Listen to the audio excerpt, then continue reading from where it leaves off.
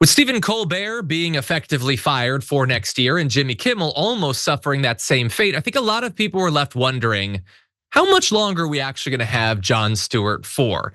And he's been sort of wondering that too, and talking about it in like sort of circumspect ways. But this weekend, he was a little bit more open about his philosophy on continuing the show, considering all that's going on in media and politics. He was talking with David Remnick at Sunday's New Yorker Festival, and he said, "We're working on staying. They've already done things that I'm upset about," talking about the parent company that controls Comedy Central and The Daily Show.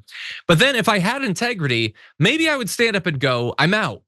Or maybe the integrity thing is to do would be to stay in it and keep fighting in the foxhole. You don't compromise on what you do, and you do it until they tell you to leave. Which, I mean, I think both of those are sort of understandable strategies that he could go for. I mean, the question would be, could he talk openly about what that parent company is doing? So first of all, could he talk openly about Donald Trump? If he was told that he has to dial it back on Donald Trump, then I think there's no argument for staying at that point. You need to have the integrity that you referenced there, and you need to leave. Whether you're Jon Stewart or Jimmy Kimmel or Stephen Colbert or me or anybody else. And if he can't talk openly about either the billionaire owner or the actual company that bought, the parent company of the parent company of the parent company, then I think that at that point you need to go. But if you can continue to do that, like he has a platform, it is very popular. He seems to have a lot of control over the content and the format that they do. He seems to enjoy it. It seems like the perfect storm for him.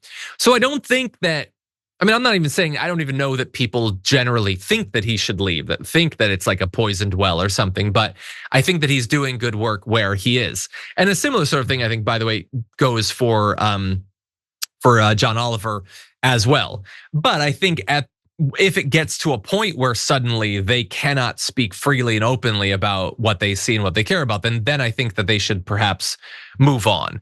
But it is good to know that he's trying, and that at least for now, we're likely to get more of it, not only for Jon Stewart's sake, but of course he only hosts one of the days. They have a number of awesome hosts there, covering a lot of different types of topics. And he decided to go a little bit broader than just the future of his show, but about this sort of anti-media and anti-comedy crusade that Donald Trump and the MAGA movement have been on recently, saying that comedians were not, quote, the victims of this administration. We are a visible manifestation of certain things, but the victims are the people that are struggling to have any voice and are being forcibly removed from streets by hooded agents. Those are the victims of this administration. And I think that that is a good thing to acknowledge. I mean, look, if you are Jimmy Kimmel or you're Stephen Colbert and you lose your job, that sucks. And it's very scary that a fascist leader like this would have that sort of influence. But at the end of the day, you're not going to the gulag. You've got a lot of money. There are regular people whose lives are being ruined literally every day. There are Americans. There are undocumented, migrants here. There are random fishermen in boats that are literally being blown up. There are, Palestinian kids that are being utterly ignored. There are a lot of people paying far higher prices for Donald Trump's actions and inactions both. And so I'm glad that he's recognizing that. But I also think he knows, and he should acknowledge, that we care about what happens to comedians, and we much more so care about what happens to the media and whether we have a free media, free press, or whether we're gonna end up as just another Hungary. I think that we're all really concerned about that. And he did acknowledge fears about Trump's authoritarian approach, said the US may wind up in, quote, some kind of soft autocracy where news is controlled, but also urged Trump's critics to recognize the power that they have, saying we have a lot of different avenues. And suppression creates opportunity, and a populace that is thirsty for inspiration and leadership and morality and integrity and lack of corruption, that's fertile ground for that opportunity. And I agree about that. And I think that that largely has been true for decades and decades in these sorts of, when democracies fall. I do think that there is a lot more control over the population than there used to be, in terms of algorithms, in terms of the ability to control things and monitor things with AI. ICE is investing tons of money in some sort of massive social media AI monitoring tool. So privacy is a lot rarer than I think that it used to be. And I think that the decades of propaganda have gotten a lot of people to be very comfortable with just being told what they already want to hear. I think that appetite does exist. I just don't know if it's as strong as it might have been in a prior age. But that said, you go to war with the weapons you have, and media and comedy both are, they're, I think, time tested and important tools for fighting back against this sort of autocracy. And so I'm glad that we still have him. I'm glad that we have, Stephen Colbert, and also the many independent voices that are at risk as well. When they take over and TikTok and try to turn it into some sort of right-wing hellscape, that's going to affect a lot of independent creators. That's how they distribute their news. And there are newspapers, that are now much more controlled and watched over than there used to be. CBS is now being controlled by a right-wing hack, and we're seeing, the potential control over NBC soon. The administration is being very open about who they want to see in charge of these companies, and all of this is very much the Hungarian model. And you don't want to see it here, but we also can't shy away from it. Jon Stewart this week addressed one of the biggest anxieties that I think a lot of people, including members of our audience, have about Donald Trump spending hundreds of millions of dollars on his big fancy dancing room. And that it seems like it's the sort of thing you do when you're not planning on going away anytime soon. And Trump was recently asked yet again about whether he would run for an unconstitutional third term as president. He said, "I would love to do it. I have my best numbers ever. It's very terrible. I have my best numbers." And I think they are his best numbers.